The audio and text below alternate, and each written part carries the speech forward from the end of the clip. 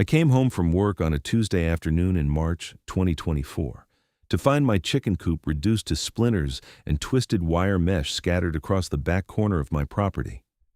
The 6 hens I had raised from chicks were gone, my grandfather's handcrafted wooden structure was destroyed, and standing in the middle of the wreckage was a woman with short blonde hair and a clipboard, talking on her phone like she owned the place. My name is Connor Vaughn, and I had lived in this house in Greensboro, North Carolina for the past 8 years. The property itself had been in my family since my grandfather built the place back in 1952. He had been a practical man who believed in self-sufficiency, and one of the first things he constructed after finishing the house was a chicken coop. That coop had stood in the same spot for 72 years, providing eggs for 3 generations of my family. It was not just some rickety shed. It was a well-built structure with proper ventilation, a concrete foundation, and had been maintained meticulously over the decades. The woman turned when she heard my truck door slam. She had that particular expression I had come to recognize over the years, the kind that said she believed she was absolutely right about everything, and your opinion was just an inconvenience she had to tolerate. "Can I help you?" I called out, my voice tight with barely contained rage as I walked toward what remained of my property. Are you the homeowner?" she asked, glancing at her clipboard. "Connor Vaughn?" "I am, and you just destroyed my chicken coop. What the hell do you think you are doing?" She smiled, but it did not reach her eyes. "I am Patricia Henderson, president of the Willowbrook Estates Homeowners Association. This structure was in violation of our community guidelines, specifically Section 12, subsection 4, which prohibits the keeping of livestock or farm animals within residential properties." I stared at her, trying to process what she was saying. "That coop has been here since 1952. This property was grandfathered in long before your HOA even existed." Patricia flipped through pages on her clipboard with manicured nails painted a bright coral. "According to our records, when you purchased this property 8 years ago, you signed the HOA agreement. That agreement supersedes any previous arrangements. We sent you 3 notices over the past month informing you of the violation and giving you time to remove the structure voluntarily. Since you did not comply, we exercised our right under Section 19 of the bylaws to remove the violation at your expense." "I never received any notices," I said, my hands clenching into fists at my sides, "and you had no right to enter my property without my permission. Where are my chickens?" The animals were relocated to a farm sanctuary outside of town. As for the notices, they were sent to the address on file via certified mail. If you did not receive them, that is not the association's responsibility. She handed me a sheet of paper from her clipboard. "This is an invoice for the removal service. The total comes to $3,200. Payment is due within 30 days or we will place a lien on your property." I looked at the paper, seeing red. $3,000 for them to destroy something that had been standing on my family's land for over 7 decades. This is insane. You cannot just come onto someone's property and demolish their belongings. "We absolutely can, Mr. Vaughn. It is all in the HOA agreement you signed. I suggest you review it carefully. We take community standards very seriously in Willowbrook Estates." She turned and walked toward a white Lexus SUV parked in my driveway, leaving me standing in the ruins of my grandfather's handiwork. I spent that evening going through every box of paperwork I had from when I bought the house. My grandfather had passed away in 2015, and I inherited the property the following year. The purchase had been handled through an estate attorney, and I honestly could not remember signing anything about an HOA. The neighborhood had always been quiet, mostly older homes on large lots. I had never been contacted by any homeowners association in the 8 years I lived there. Finally, around midnight, I found the closing documents. Buried on page 47 of a 60-page document was a single paragraph mentioning that the property may be subject to homeowners association rules and regulations as established by the Willowbrook Estates HOA, Incorporated 2018. The paragraph was easy to miss, sandwiched between dense legal language about easements and water rights, but that was the key detail. The HOA was incorporated in 2018. My grandfather built this house in the chicken coop in 1952. There was no possible way their regulations could override 72 years of continuous use. I had a case, and I was going to fight this. The next morning, I called every attorney in Greensboro who handled property law. Most of them listened politely and then explained that fighting an HOA was expensive, time-consuming, and rarely successful. The fifth attorney I called, a woman named Rebecca Winters, told me something different. Grandfathered rights are real and enforceable, she said over the phone. If you can prove that structure existed before the HOA was established and that it has been in continuous use, you have a legitimate argument. But I have to warn you, the HOA likely has a legal fund specifically for disputes like this. They can afford to drag it out. I do not care how long it takes, I said. They destroyed something my grandfather built with his own hands. They stole my property, and now they want me to pay them for it. I am not letting this go. Rebecca scheduled a meeting for that afternoon. Her office was in a converted Victorian house downtown, and she met me in a room lined with law books that smelled like old paper and lemon furniture polish. I showed her the photographs I had taken of the destroyed Coop, copies of old family photos showing the structure in the background throughout the decades, and the invoice Patricia Henderson had given me. "This is good," Rebecca said, examining a photograph from 1965 showing my grandfather standing in front of the coop with a basket of eggs. "Do you have any other documentation? Property surveys, tax records, anything that specifically mentions the chicken coop?" "I can get the original property survey from 1952. My grandfather kept meticulous records. They should be in storage at my parents' house in Raleigh. Get those. We are going to need everything we can find. In the meantime, I want you to document everything. Take photos of the destroyed coop from every angle. If you can find the chickens at this sanctuary they mentioned, document that too. Keep every piece of correspondence from the HOA, even if it seems insignificant." I drove to Raleigh that weekend and spent 2 days in my parents' garage sorting through boxes of my grandfather's belongings. My mother helped me search, her eyes getting misty when I explained what had happened. "Your grandfather would be devastated," she said, holding a black and white photo of him building the coop, hammer in hand and a wide smile on his face. "He was so proud of that structure. He used to say it would outlast all of us." We found the original property survey, hand-drawn on yellowed paper and signed by a surveyor named Harold Mitchell on June 15, 1952. The chicken coop was clearly marked on the diagram, labeled in my grandfather's neat handwriting. We also found receipts for materials, a journal where he had recorded egg production for nearly 30 years, and even the original building permit issued by Guilford County. Armed with this documentation, I returned to Greensboro and delivered everything to Rebecca. She spent a week reviewing the materials and then filed a lawsuit against the Willowbrook Estates HOA for unlawful destruction of property, trespassing, and violation of my grandfathered rights under North Carolina property law. The lawsuit requested compensation for the destroyed structure, the value of my chickens, emotional distress, and legal fees. Rebecca also filed for an immediate injunction, preventing the HOA from taking any further action against my property while the case was pending. Patricia Henderson did not take it well. 3 days after she was served with the lawsuit, I received a call from an unknown number. When I answered, her voice was sharp enough to cut glass. "Mr. Vaughn, this is Patricia Henderson. I want you to know that your frivolous lawsuit is going to accomplish nothing except wasting everyone's time and money. The HOA has extensive legal resources, and we will fight this to the bitter end." "Then I guess we will see each other in court," I said, and hung up. But Patricia was not done. A week later, I received a notice from the HOA claiming that my front lawn was 3/4 of an inch above the maximum permitted height according to community standards. The fine was $250. 2 days after that, another notice arrived claiming my mailbox was the wrong shade of black and needed to be repainted. Another $250 fine. Then came a notice about my trash cans being visible from the street on a non-collection day. Then one about a small crack in my driveway that needed immediate repair. Then one claiming my doormat was not an approved style. The fines piled up, each one more ridiculous than the last. I documented everything and forwarded it all to Rebecca. She added harassment and retaliation to our lawsuit. "They are making our case stronger," she told me. "This kind of behavior does not look good in front of a judge." The preliminary hearing was scheduled for July. In the meantime, I had located my chickens at Hendricks Farm Sanctuary about 40 miles outside of Greensboro.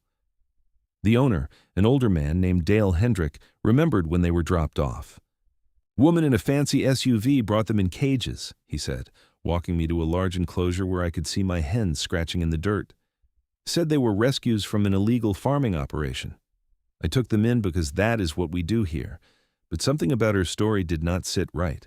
These birds were well cared for, healthy, clearly used to human contact, not what you see from neglect cases.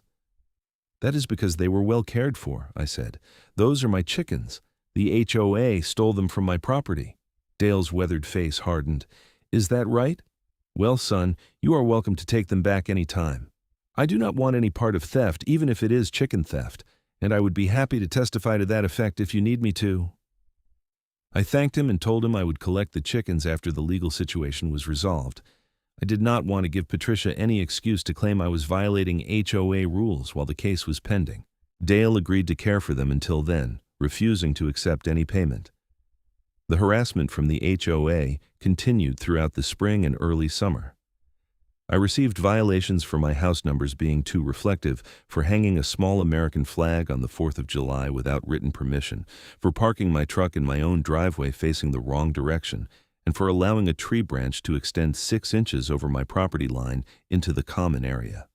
Each violation came with a fine. Each fine was forwarded to Rebecca. By the time the preliminary hearing arrived, the HOA had issued 23 separate violations totaling over $5,000 in fines. The preliminary hearing was held in Guilford County Superior Court on a sweltering Tuesday morning in mid-July. Judge Martin Crawford presided, a silver-haired man in his late 60s with a reputation for not tolerating nonsense. Patricia Henderson arrived with 2 attorneys from a firm in Charlotte, both wearing expensive suits and carrying leather briefcases that probably cost more than my truck payment. Rebecca presented our case methodically. She showed the court the original 1952 property survey with the chicken coop clearly marked. She presented photographs spanning 7 decades, showing the structure in the background of family photos. She showed the building permit, the receipts, my grandfather's egg production journals. She demonstrated that the chicken coop had been in continuous use for 72 years, decades before the HOA even existed. Then she presented the timeline of harassment. 23 violations in less than 4 months, all issued after I filed the lawsuit. Violations for issues so minor they bordered on absurd. The judge's expression grew increasingly skeptical as Rebecca went through each one. The HOA's lead attorney, a sharp-faced man named Gordon Blake, argued that the signed HOA agreement superseded any grandfathered claims. He insisted the association had every right to enforce community standards and that my violations were legitimate concerns raised by multiple neighbors. "Which neighbors?" Judge Crawford asked, looking up from the documents. Gordon hesitated. "The complaints were filed through the HOA board, Your Honor." "That's not what I asked. I want names of the actual residents who complained about Mr. Vaughn's lawn being 3/4 of an inch too tall or his doormat being the wrong style. The HOA board acts on behalf of the community." "So there are no actual neighbors who complained," Judge Crawford said. "These violations all came from the HOA board itself, which I see consists of 5 members. Mrs. Henderson, you're the president?" Patricia stood. "Yes, Your Honor." "And how many of these 23 violations did you personally file?" She lifted her chin. 18, Your Honor. It is my responsibility as president to ensure community standards are maintained." Judge Crawford leaned back in his chair. 18 violations in 4 months against a homeowner who is currently suing your organization. Do you see how that might appear to be retaliatory? These are legitimate violations. Your Honor, we enforce the same standards for every resident in Willowbrook Estates. Then I would like to see a record of all violations issued to all residents over the same 4-month period. Gordon Blake shifted uncomfortably.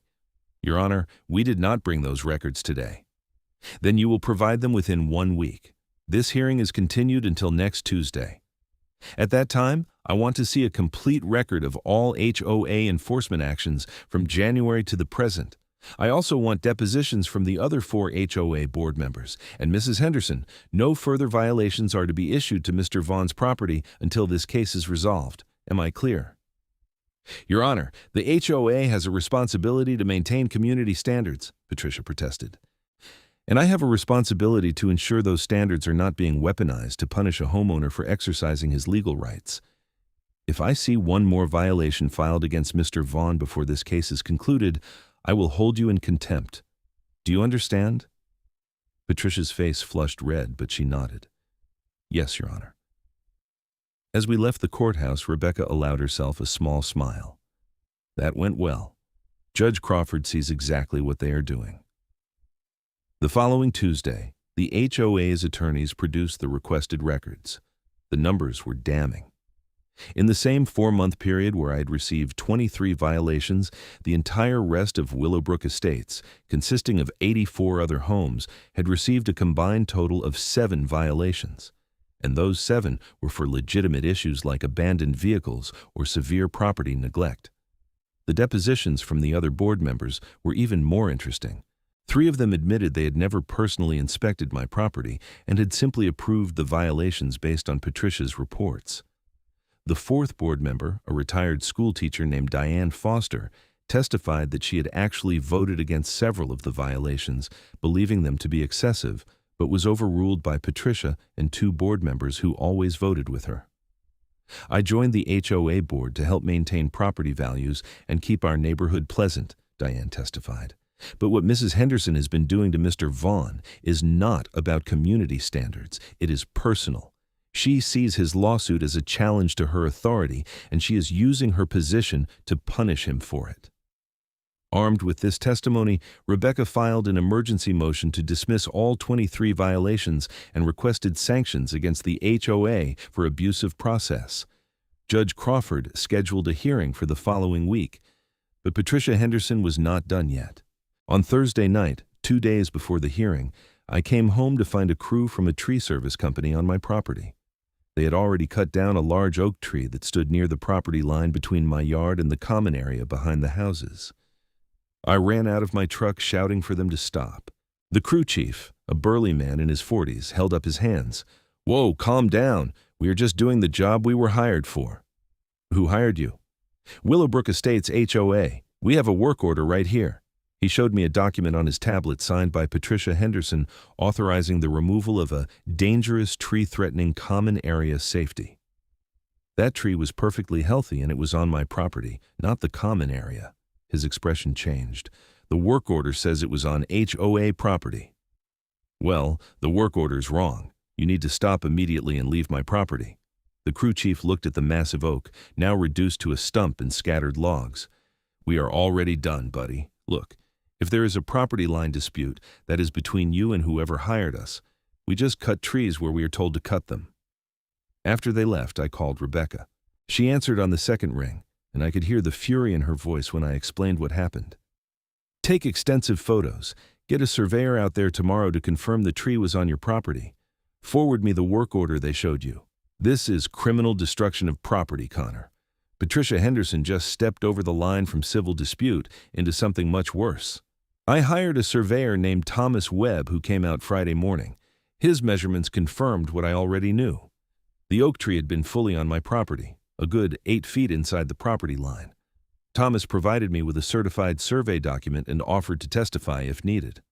Rebecca filed an emergency motion Friday afternoon, and Judge Crawford scheduled an immediate hearing for Saturday morning.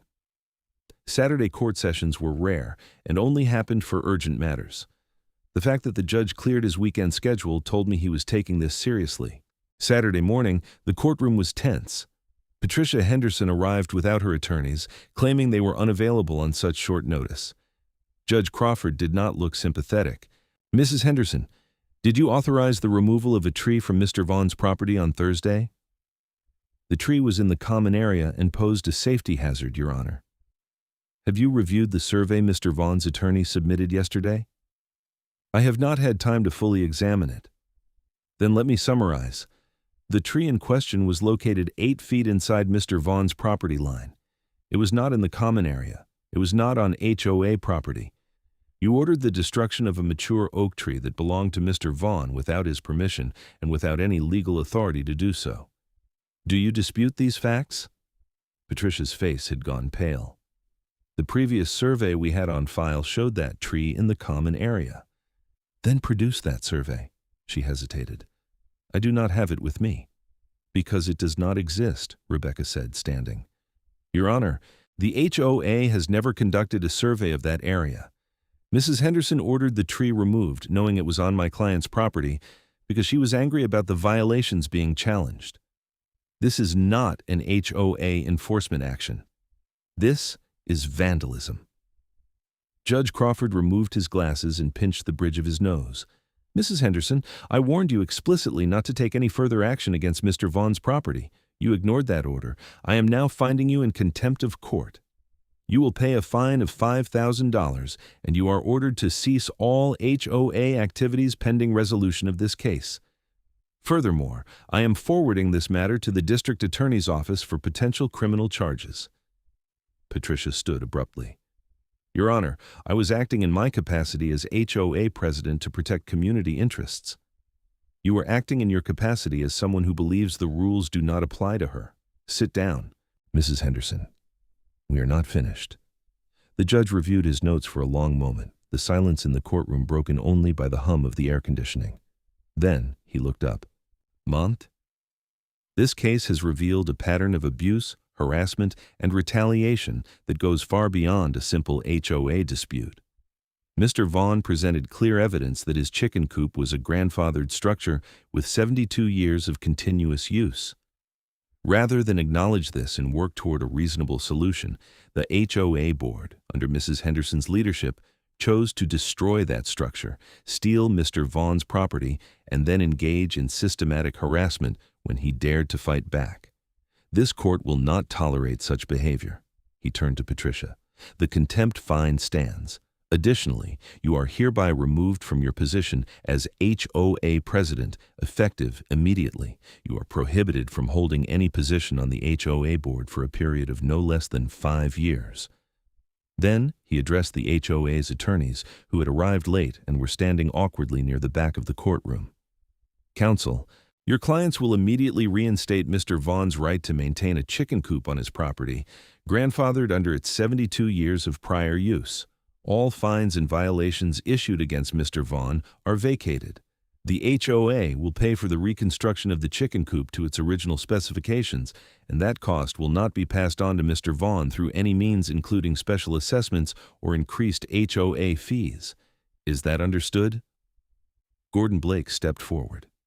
Your Honor, the HOA board will need to review these terms. The HOA board will comply with these terms, or I will dissolve the entire organization and appoint a special master to oversee the community. Now we need to discuss damages. Mr. Vaughn, do you have an estimate for the value of the destroyed coop? I stood, my legs shaky. Your Honor, my grandfather built that coop in 1952. The materials and workmanship were top quality. A comparable structure today would cost about $15,000 to build. The HOA will pay $20,000 to compensate you for the structure, accounting for its historical value and the emotional significance of your grandfather's work.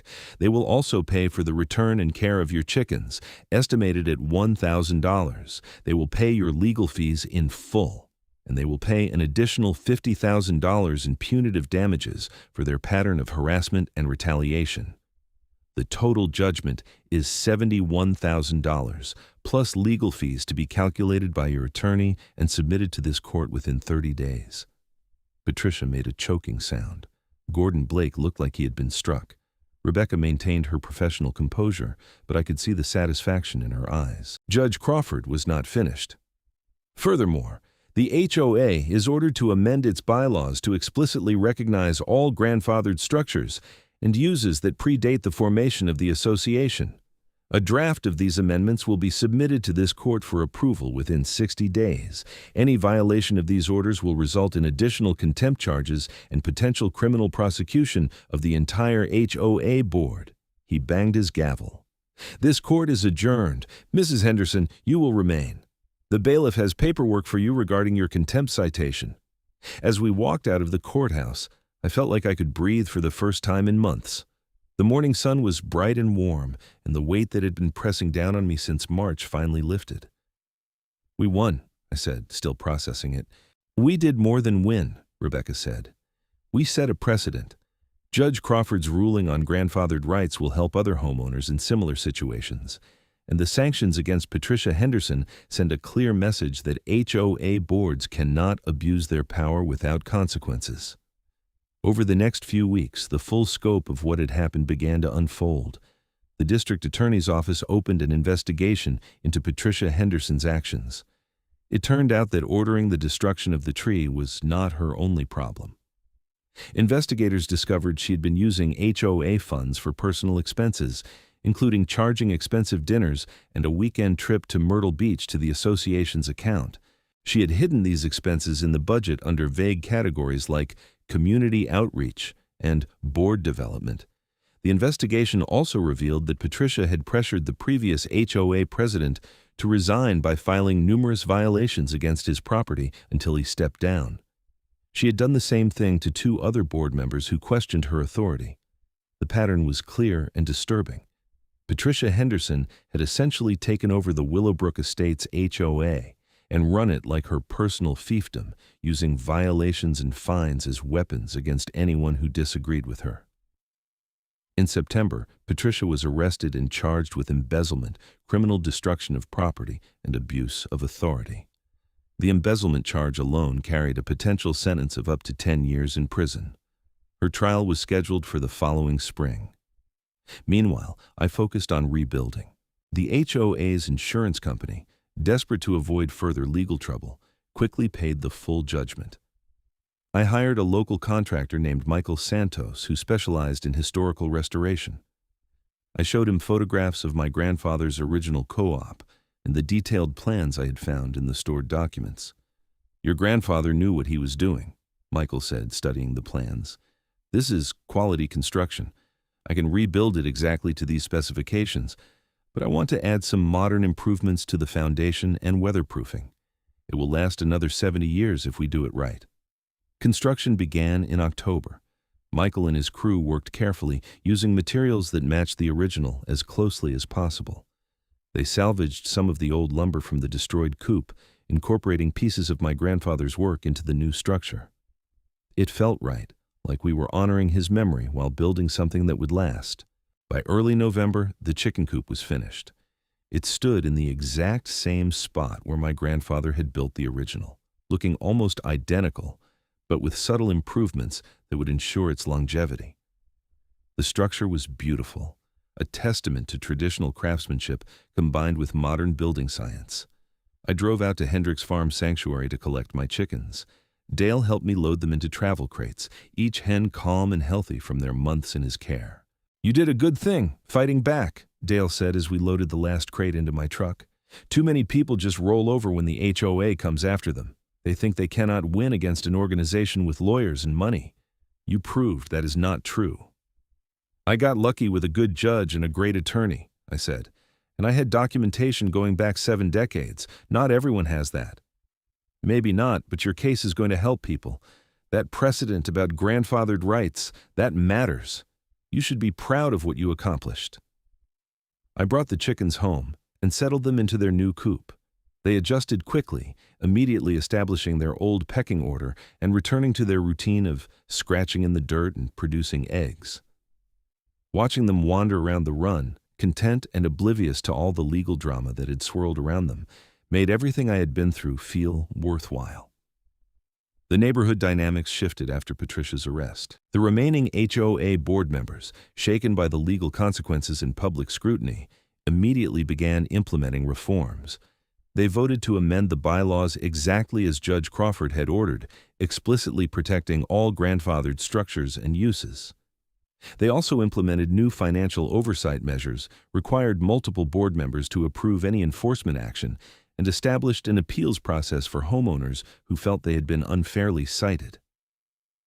Diane Foster, the board member who had testified about Patricia's abuse of power, was elected as the new HOA president. She called me personally to apologize for everything that had happened. "I should have stood up to Patricia sooner," she said. I knew what she was doing was wrong, but I convinced myself it was not my place to interfere. I was a coward, and you paid the price for that. I'm truly sorry. You testified when it mattered, I told her. That took courage, and you are making real changes now. That is what is important. We want the HOA to be what it should have been all along, Diane said. A community organization that helps maintain property values and addresses legitimate concerns, not a tool for one person's power trips. If you ever have any issues or need anything, please call me directly. Over the following months, I heard from several other homeowners in Willowbrook Estates who had been quietly suffering under Patricia's reign. One couple had been cited repeatedly for their vegetable garden, which Patricia claimed violated rules about farm activities. Another homeowner had been fined thousands of dollars for parking a classic car in his driveway because Patricia decided it was an inoperable vehicle, even though it was fully functional.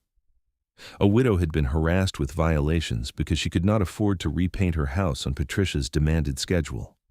All of these cases were reviewed and dismissed by the new board.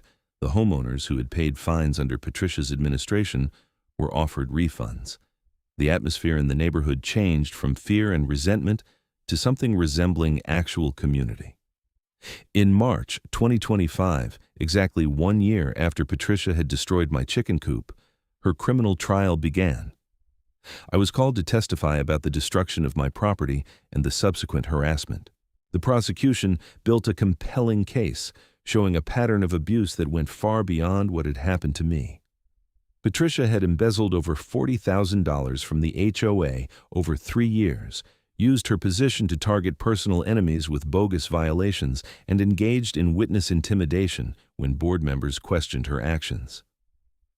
The jury deliberated for less than 4 hours. They found Patricia Henderson guilty on all counts: embezzlement, criminal destruction of property, abuse of authority, and witness intimidation. At sentencing, the judge gave her 8 years in prison, noting that her abuse of the trust placed in her as HOA president warranted serious consequences. Mom.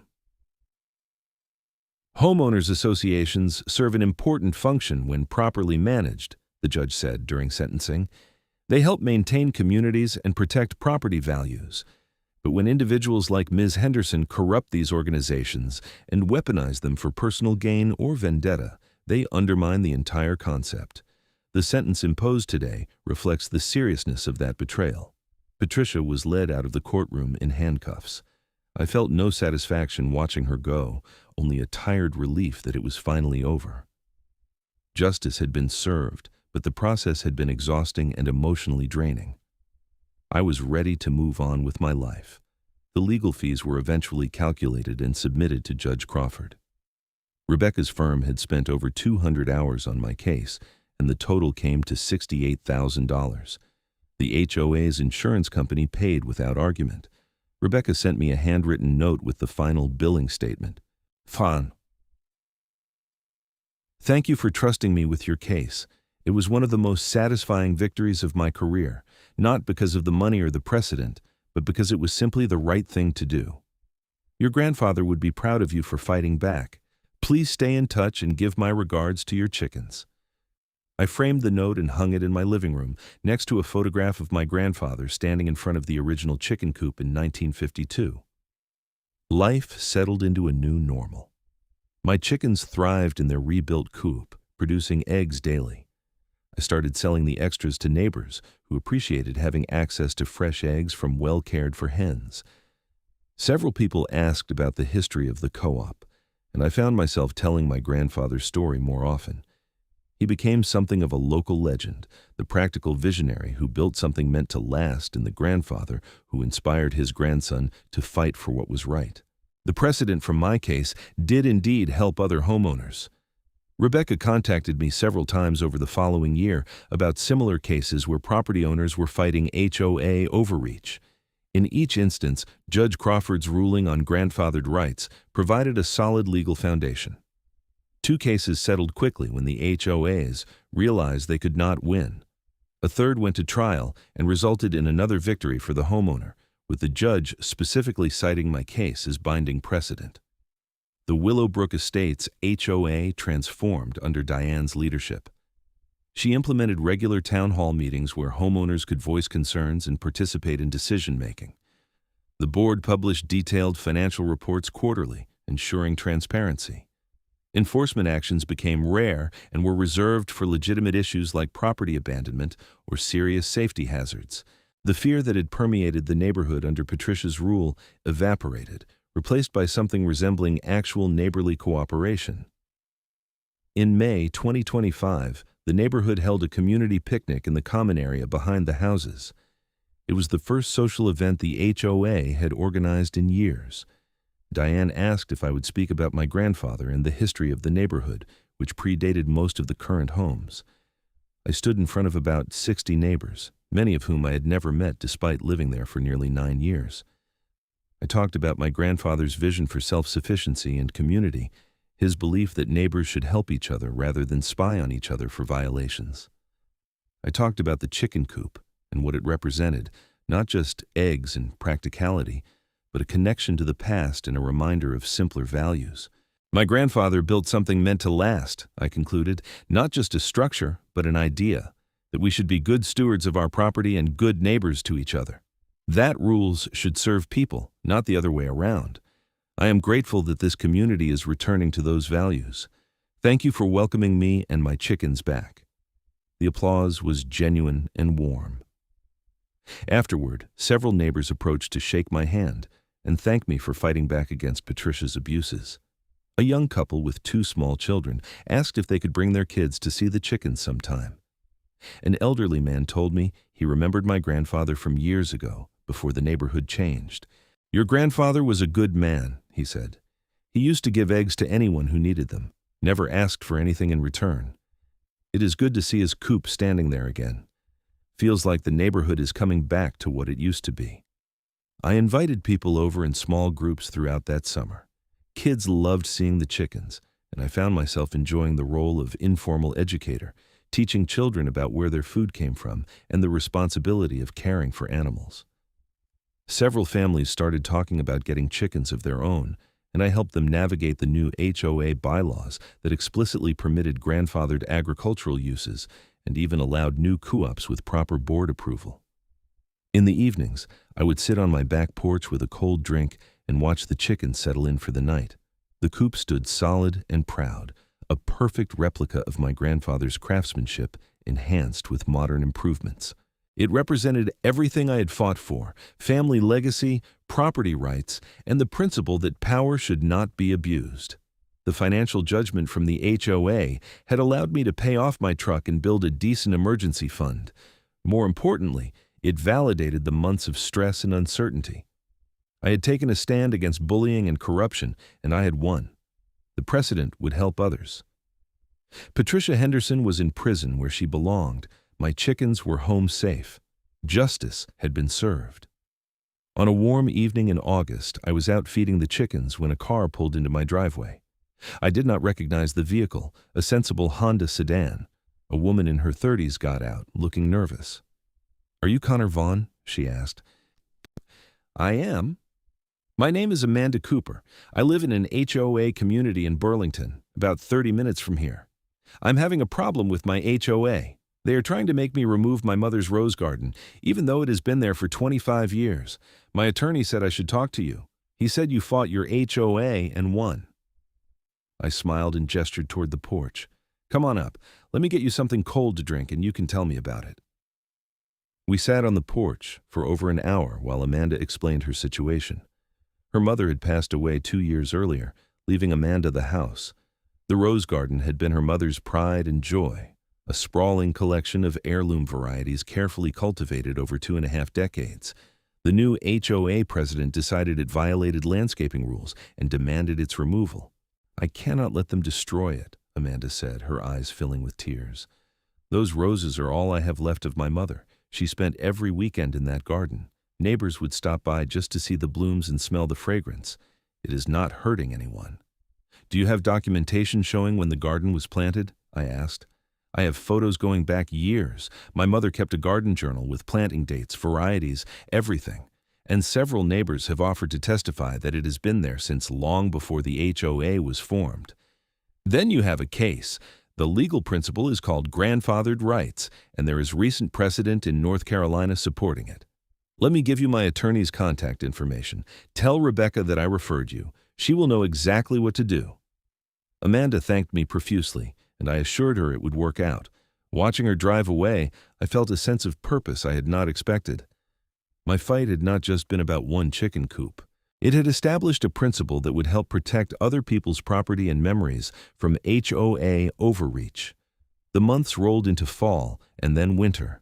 The chicken coop weathered its first storms beautifully, proving that Michael Santos had built it to last. The hens adjusted to the shorter days and cooler weather, their egg production slowing but never stopping entirely. I supplemented their diet with extra protein and made sure their water did not freeze on the coldest nights. In December, Rebecca called with news. Amanda Cooper's case had settled. The Burlington HOA, after reviewing Judge Crawford's precedent from my case, agreed to permanently recognize the rose garden as a grandfathered landscape feature. They also agreed to pay Amanda's legal fees and issue a formal apology. "You started something important, Connor," Rebecca said. "The word is getting out that North Carolina courts will protect grandfathered property rights. HOAs are going to think twice before destroying something that has historical standing. You should be proud." I was proud, but more than that, I was at peace. The nightmare of finding my grandfather's coop destroyed felt like ancient history now.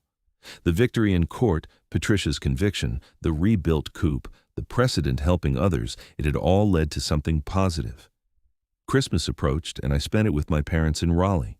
My mother had framed several of the old photos of my grandfather with his chicken coop, and they hung in her living room like cherished art. My father, who had been skeptical about my decision to fight the HOA, admitted he was wrong. "I thought you should just let it go," he said on Christmas Eve as we sat by the fireplace. "I thought fighting them would drain you financially and emotionally, and you would lose anyway. I am glad you proved me wrong. Your grandfather would have fought too. You honored his memory by refusing to back down." On New Year's Eve, I stood outside in the cold, watching the stars and listening to distant fireworks as midnight approached. The chicken coop was dark and quiet, the hens safe and warm inside. In the distance, I could see lights from neighbors' houses, a community that had been transformed from a place of fear and petty tyranny into something healthier. The journey from March 2024 to January 2026 had been exhausting, expensive, and emotionally challenging. But it had also been necessary and ultimately victorious. I had learned that standing up to institutional bullying was possible, that the legal system could work when you had evidence and good representation, and that one person's fight could create positive change for others. My grandfather had built a chicken coop in 1952, intending it to provide eggs for his family. He could not have known that 72 years later, that simple structure would become the center of a legal battle about property rights, HOA, overreach, and the importance of respecting history. He could not have known that his grandson would fight to preserve his legacy and, in the process, help establish legal precedent protecting other homeowners from similar abuses. But I think he would have understood. He was a practical man who believed in doing what was right, standing your ground when necessary, and building things meant to last. The chicken coop stood as testament to those values, and so did my decision to fight for it. As the new year began, I made a resolution. I would continue telling my story to anyone who needed to hear it. I would help other homeowners facing similar battles, offering guidance and encouragement. I would maintain my grandfather's chicken coop with the same care and attention he had given it, ensuring it would last another 70 years. And every morning when I collected eggs from the nesting boxes, I would remember what those eggs represented beyond breakfast. They were the product of my grandfather's vision, my stubborn refusal to be bullied, and a legal system that, when pushed, could still deliver justice. They were hope made tangible, proof that one person standing up for what is right can make a difference. The chicken coop stood solid and strong in my backyard, weathering seasons and storms, a monument to family legacy and the principle that some things are worth fighting for. My grandfather built it to last, and I had ensured his work would endure. That was enough. That was everything.